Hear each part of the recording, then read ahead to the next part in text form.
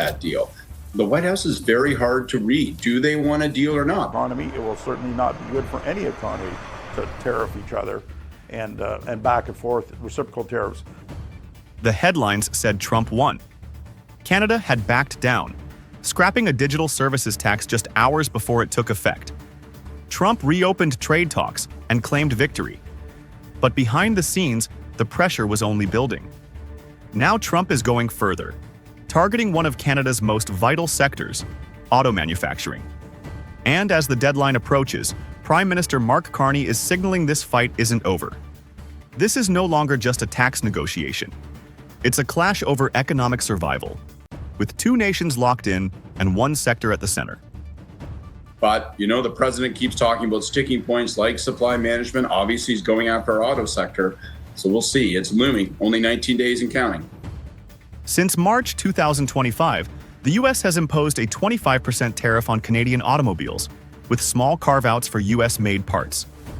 The move hit hard across an integrated cross-border supply chain. Canada exports around 85% of its auto production to the U.S., most of it through systems where parts cross the border up to 6 or 7 times before final assembly. But tariffs broke that rhythm. U.S. automakers, facing cost uncertainty, paused many new tooling programs. In Windsor, Ontario, Canada's auto hub, some facilities laid off up to 50% of workers by mid-2025. Even logistics stalled. Truckers reported slower traffic and fewer loads. With over 70% of U.S.-Canada trade moved by truck, the disruption spread fast. Talking about. Donald Trump seems so intent on destroying Canada's ability to make cars. That seems to be such a sine qua non. April 2025 brought more bad news. According to Statistics Canada, Canadian auto exports to the U.S. dropped 23% compared to April 2024. The chain reaction was immediate: halted production, idle workers, frozen investments. But amid the damage, Carney began recalibrating. In early July, the Prime Minister met with top executives from Ford Canada, GM Canada, Stellantis, and the Canadian Vehicle Manufacturers Association. Behind closed doors, they mapped out responses, from legal options to production shifts. One sticking point was Canada's zero-emissions vehicle mandate. As of Q1 2025, EVs made up only 8% of new vehicle sales, yet the law required that 20% of all passenger vehicles sold in 2026 be EV or hybrid. Automakers warned the target was unreachable. Missing it would mean buying carbon credits or paying up to 20,000 Canadian dollars per vehicle for charging infrastructure. Facing economic headwinds and corporate backlash, Carney signaled flexibility, not surrender. He also leaned into longer-term reforms, dismantling interprovincial trade barriers and accelerating free trade efforts with Europe and Asia.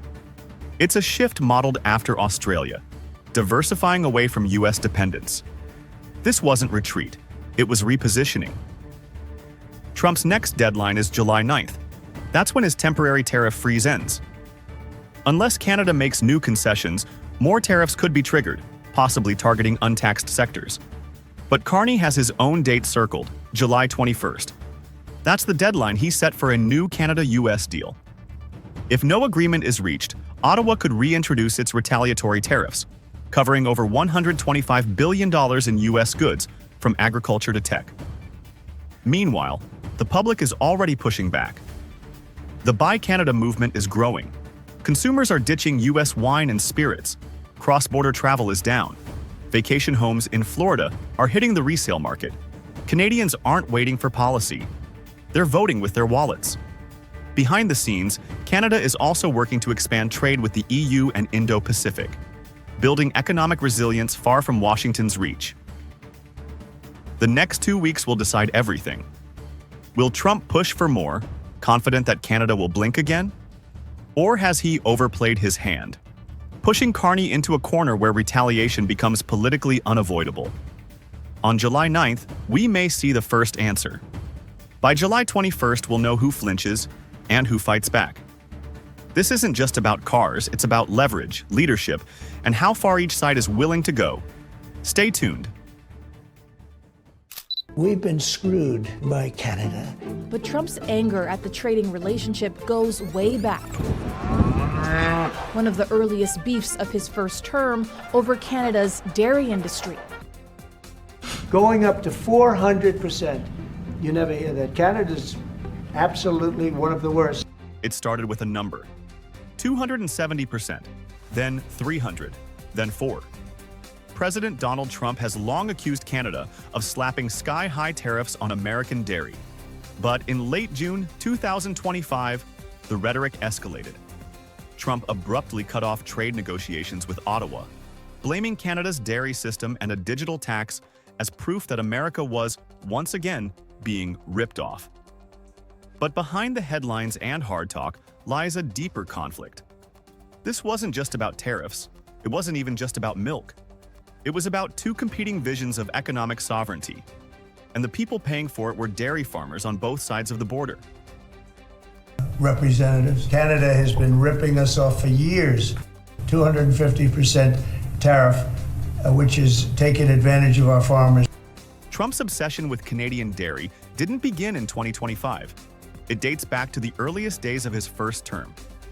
Even then, he called supply management a disgrace and forced Canada to concede 3.6% of its market access during USMCA renegotiations in 2018. But that wasn't enough. By 2020, and again during his re-election in 2024, Trump revived the issue, railing against tariffs of 270%, 298%, even 400%. Technically, some of those figures appear in Canada's tariff schedule, but they only apply when imports exceed tariff rate quotas, caps set on duty-free volumes. Here's the catch: those caps are almost never met.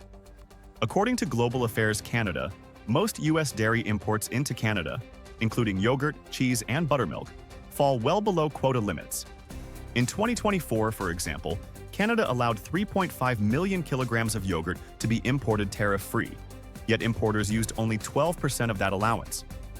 Still, Trump doesn't care about quotas. For him, Canada's supply management system, with its controlled prices and guaranteed income, represents everything he's vowed to tear down. Well, the uncertainty is killing us, and it's hurting American business, it's hurting Canadian business. Even before Trump's June 27th decision to cancel trade talks, the pressure on farmers had already been building, and the fallout has since accelerated. In the U.S., dairy producers had grown dependent on the Canadian market, which accounts for nearly 40% of North American dairy exports, according to USDA trade data. Without clarity, buyers pulled back. The Bullvine reported a price drop of $1.70 per 100 pounds of milk, pushing some producers into negative margins. Surplus stock ballooned. Government aid, just $85 million, covered barely 7% of estimated losses. In Canada, farmers faced a different kind of crisis. While supply management cushioned them from falling prices, the export uncertainty caused backlogs. Processors cut production lines, especially for high-volume products like ultra-filtered milk. Ottawa rushed out a $6.5 billion Canadian dollar relief package. But for many rural communities, it wasn't enough. Across both countries, analysts put the total losses from dairy disruptions at over $1.2 billion and rising. He's attacking Canadian families, workers, and businesses, and we cannot let him succeed. For the Canadian government, supply management is non-negotiable. In recent interviews, ministers close to him reiterated, Canada already compromised under USMCA. It would not surrender more, especially under pressure. But Trump has ramped up the heat. He's now tying dairy to national security, invoking fentanyl and border control as justifications for new tariffs. Officials in Ottawa dismissed the rationale, citing law enforcement cooperation and RCMP compliance. Canada's provincial leaders, acting independently but in coordination with Ottawa, have escalated their response. British Columbia has floated fees on U.S. commercial trucks. Ontario has considered a 25% electricity surcharge. Alberta, long skeptical of federal mandates, has joined a Team Canada front. The message is simple: Canada won't trade milk for metals or energy. Dairy makes up just 0.1% of all U.S.-Canada trade, according to Statistics Canada. But it carries massive political weight. For Trump, it's leverage, a symbol of unfair deals. For Carney, it's identity, a pillar of rural stability. For farmers, it's not a symbol, it's their life. Trump may think tariffs are beautiful, but for thousands of families in Wisconsin, Quebec, and Alberta, this is starting to feel like a disaster. And unless leaders find a path forward, soon, the next casualty of this trade war won't be numbers, it'll be trust. If we don't make a deal with Canada, we're going to put a big tariff on cars, could be a 50 or 100%, because we don't want their cars. Critical. I love the idea or the aspiration of a Canadian car. In early 2025, Donald Trump stood at a podium and declared, "Every car sold in America should be built in America." He didn't just say it, he backed it with action. First came the steel tariffs, then aluminum, then a 25% levy on finished vehicles imported from Canada.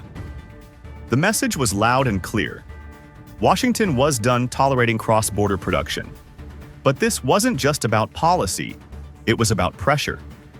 And now, the consequences are catching up, not just for Canada, but for US automakers themselves. The Trump administration called it a strategic reset. But for many manufacturers, it felt like economic whiplash. Companies had spent decades building integrated supply chains across the border. Overnight, those links became liabilities. The modern North American car isn't built in one place. It's assembled across the border, piece by piece, in a choreography refined over decades. A piston might start as aluminum mined in Quebec, molded in Ontario, finished in Detroit, then installed in an engine back in Windsor. By the time it ends up in a vehicle, it has crossed the US-Canada border 5 or 6 times. This isn't inefficiency, it's specialization. Canada focuses on castings, stampings, and high-volume parts. The US handles final assembly electronics and software. For decades, this partnership allowed Ford, GM, and Stellantis to optimize costs, reduce delays, and scale production. This binational dance was made possible by policy certainty, starting with the 1965 Auto Pact, then NAFTA, and now USMCA. Disrupting it isn't just costly. It risks undoing the very system that kept Detroit competitive in a global market. That balance is now under siege. We want to make our own cars. We don't really want cars from Canada. We put tariffs on cars from Canada, and at a certain point, it won't make economic sense for Canada to build those cars. Trump's 25% tariff on Canadian vehicles, combined with a 50% tariff on Canadian steel, has upended that equation. Since June 2025, Ford and Stellantis have paused production lines in Ontario, citing cost spikes and declining demand. Stellantis' Windsor plant now operates in staggered shifts. General Motors, meanwhile, ramped up production of trucks in Fort Wayne, Indiana, diverting output from Oshawa. These are not isolated moves. The U.S. auto industry is bleeding. Stellantis alone reported up to $5 billion in tariff-related losses last quarter, according to internal earnings reviewed by Bloomberg. Ford estimated similar figures. The Canadian auto parts industry, which supplies roughly half its output to U.S. plants, is now watching its order books dry up. And beyond just steel and cars, Trump's trade pressure has spread to tooling and molds, specialized manufacturing sectors dominated by Canadian firms. Several suppliers in Ontario say they've lost long-term contracts from U.S. buyers, who fear uncertainty more than price. Meanwhile, American automakers are seeing ripple effects in labor relations. UAW leaders in Michigan have warned that rapid shifts in production strategy, driven by political uncertainty, could derail recent labor deals and plant modernization plans. And that's just the beginning. President Trump actually gave Canada a gift. It's really the first time that Canada or Canadians are looking back and saying, how did we allow ourselves to get into the vulnerable position that we are in? Trump didn't need to implement a 100% tariff. He simply had to float the threat. That alone was enough to freeze Canadian investment, disrupt binational logistics, and trigger panic in boardrooms. But here's the catch. As automakers pull away from Canada, they're not necessarily building more in America. They're scaling down. They're rerouting to Mexico, or just not reinvesting at all. And as Canada threatens retaliation by July 21st, potentially targeting American auto exports, Detroit now risks losing its second-largest foreign market.